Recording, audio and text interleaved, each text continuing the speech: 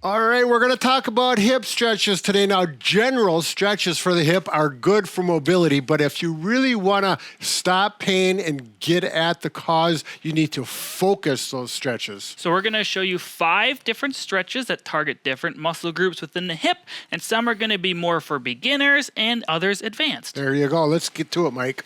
All right, now the best way to follow along so you know it's best for you is do the stretches with us and see how your body responds to it. Go through all of them and you'll clearly find out there's probably 1 or 2 that'll hit the right muscle groups that are tight on you and will help you out. So keep doing the ones that worked for you each day and try them all out like Brad said, because you don't know which one's going to work, and we'll kind of explain what muscles are being stretched with each. Right.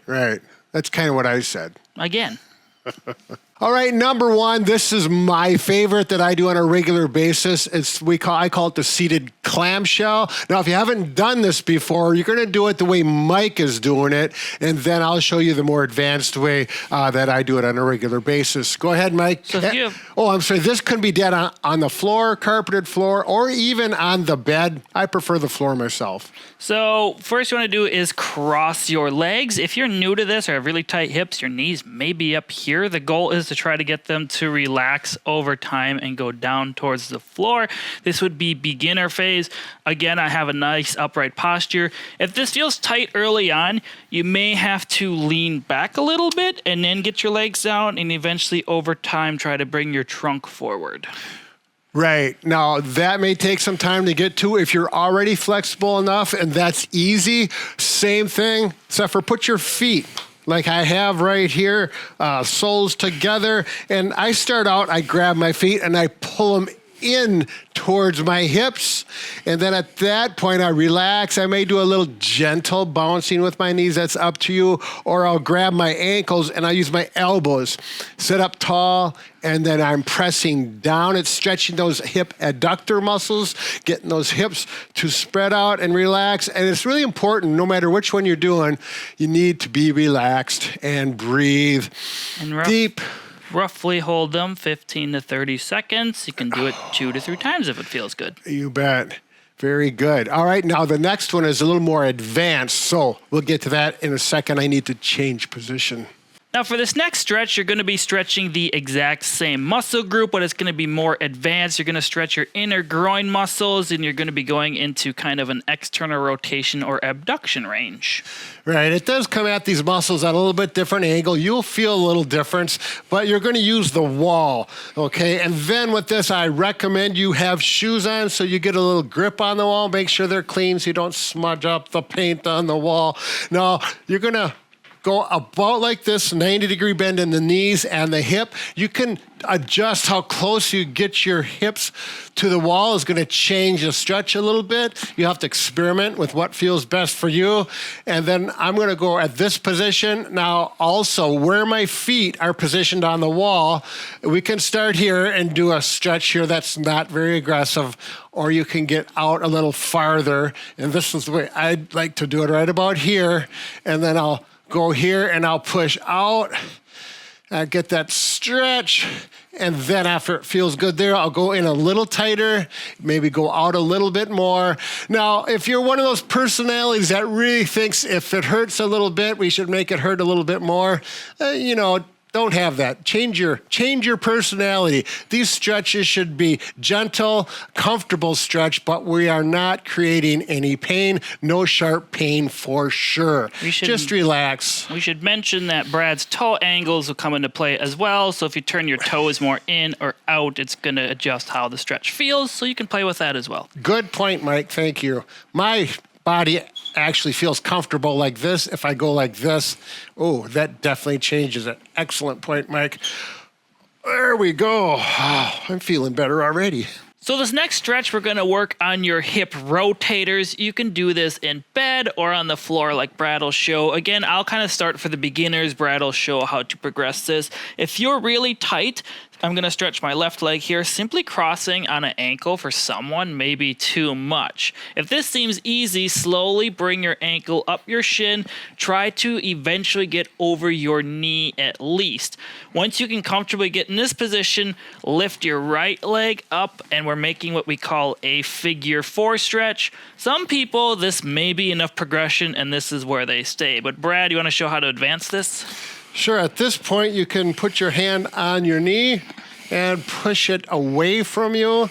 Again, the same rules apply. Relax, breathe. No sharp pain should be experienced. If it is, you're going too aggressively and back off. So at this point, like I'm getting here, that's about as far as most people will get. And then you can see both Mike and I'll do this together. So you see two different angles. I'm going to pull the opposite foot off the bed or the floor. You can reach under the knee and give it a little extra stretch. You'll really feel this. I personally feel this right down in this area. It does get that IT band if you want to work with that as well. Deep breathe and relax. And again, you should do this on both sides. You probably will feel one hip is tighter than the other. Spend a little more time on the tight one. Again, with all these stretches, 15, 30 seconds, 2 to 3 times, and try them all out. Yeah. We still got 2 more to go, though. Yeah. I would say don't get more aggressive on the tight side. Just spend a little more time on it. It's different.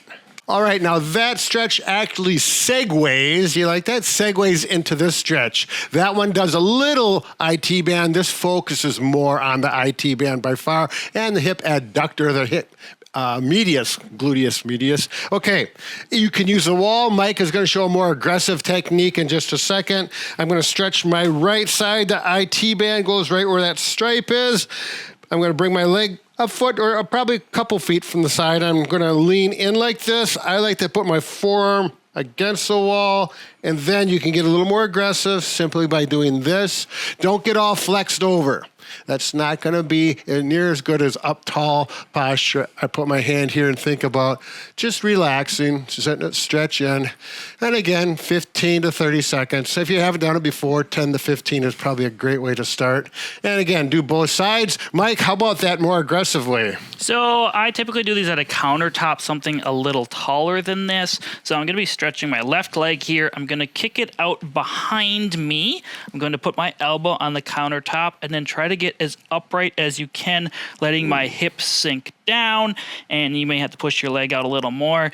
And you're going to feel a stretch in your AT band, but you're also going to get your pelvis and your oblique muscles over here, your low back. It kind of stretches that whole chain. Again, you can hold this for roughly 30 seconds. Make sure to do both sides. For the other side, you're going to have to switch directions and go like this. Now you can tell Mike is very relaxed with this. He can talk comfortably, and that's all you should be able to do it too. Take your time with it, get a feel for it. Probably the first time you do it, you're not going to be near as aggressive as Mike is. Didn't this or does it still help with your running? Yeah, it helps with my IT band. My left side is more tight than my right. My right feels pretty good. But when I'm here, I kind of like to noodle around. You can feel different kinks and aches and pulls in different ways if you just kind of fidget in the area. That's noodling, huh? Noodling by Kelly Starrett term. Right, noodle. So we do noodle here. So for this last stretch, we're going to actually stretch both hips, and you're going to kind of get into a lunge. You're going to need some stairs, preferably with 2 railings. Ours is just off for filming's sake. For beginners, you're going to want to start on the bottom step. If this feels easy, you can certainly work your way up to new heights, literally and figuratively. So when you're getting in this position, I'm going to start going forward like this. I'm stretching my hip flexor on my back leg here because it's going back into hip extension. My right leg is going into flexion. I'm kind of stretching my glutes a little bit and my knees as well. So you're just going to kind of oscillate in this spot. You can kind of rock back and forth. When you're here and you're not feeling much of a stretch, try to squeeze your glutes together. You're really going to feel more of a hip flexor stretch on that side. If I don't engage my glutes, look how much more forward I can get. I engage my glutes, I feel a good pull about right here. And once you're here, you can kind of noodle around a little bit too. Say your front hip is feeling a little tight. This can kind of loosen things up. Make sure when you do one leg to do the other. You may notice one hip can get higher up than the other too, so maybe focus on that side a little bit more. Good. Can I show one little trick that I helps me out. I suppose. And one thing that Mike did a really good job of, I just want to emphasize, he kept his back up like this to stretch that hip flexor as the leaning forward.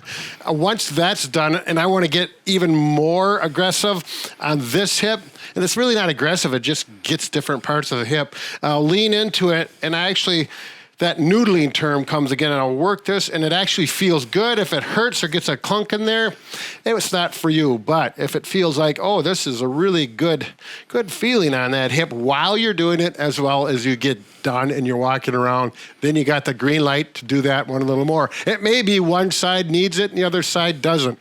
So that was it. 5 stretches, all kind of custom out for you, so you feel good about it. Mike, what else?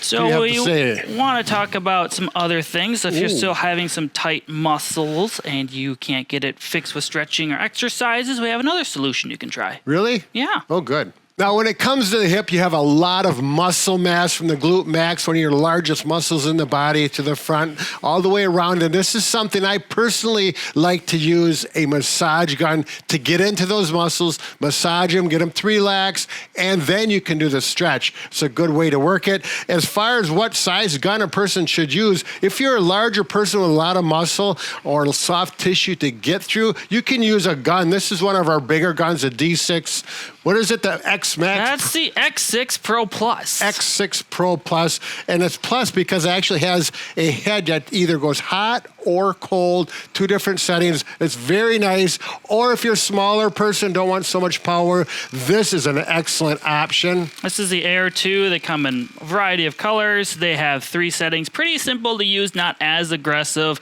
Obviously, the cost is going to be a little bit less, being less aggressive, but they all come with carrying case, 5 different heads. They're rechargeable, and they come with a 1-year warranty, 2-year warranty on our website. That's right. I would use for your hip either this head, that's if you want the heat or the cold, or the round head, or the air head, which is soft. I would start out with one of these first and then go to the hot or the cold. I personally do mine lying down with my leg crossed over like this, and I'll work that here.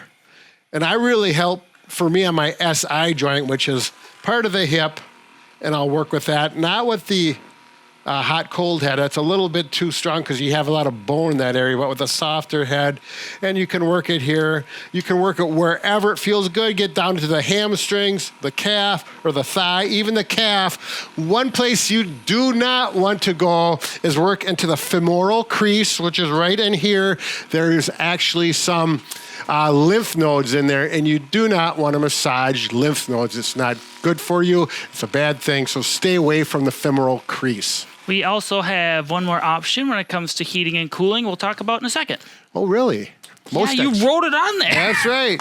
Now, another option to help loosen up some of your hip muscles before you stretch it is using some heat. You could certainly just take a hot shower bath or use a hot tub sauna. All those are great options. If you happen to have a heating pad, that is also a good option. This is a Bob and Brad heating pad. You can use it on numerous body parts. You can actually wear it on your back, but you could take it anywhere, place it on your hip, run it for 10, 20 minutes, and then do your stretches, and things will really loosen up. Right. I have had some patients use that while they're in the recliner, relaxing, watching TV, doing that. So you're getting, a little entertainment with a nice warm hot pack. Like, again, use whatever you can, shower, bath, stretch out afterwards. So if you want to check out more videos on hip pain specifically, you can click the video link on the screen. There you go. Good luck with your hips.